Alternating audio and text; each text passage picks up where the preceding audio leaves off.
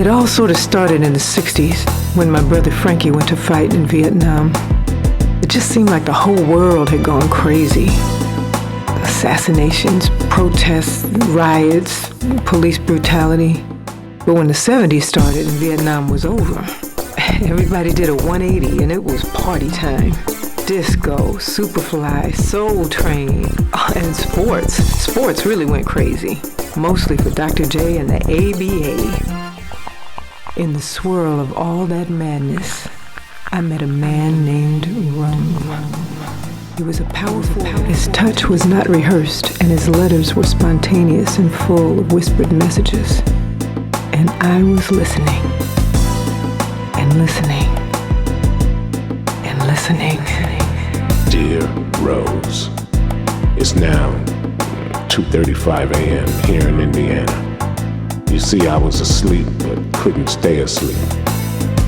Ever since I sobered up, I haven't been able to do anything for thinking of you.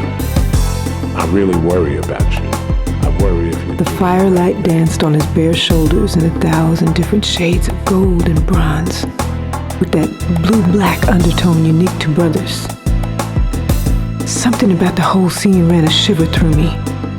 I'd seen him before.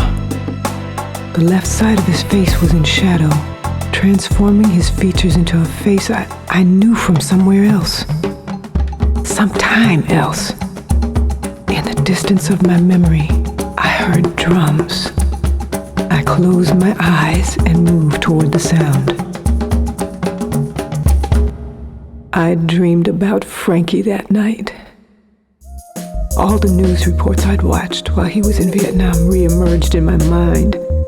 The tracer bullets zipping around like horizontal lightning, young soldiers who looked barely old enough to shave. And when a soldier's eyes gazed into the camera, our hearts stopped because we knew him.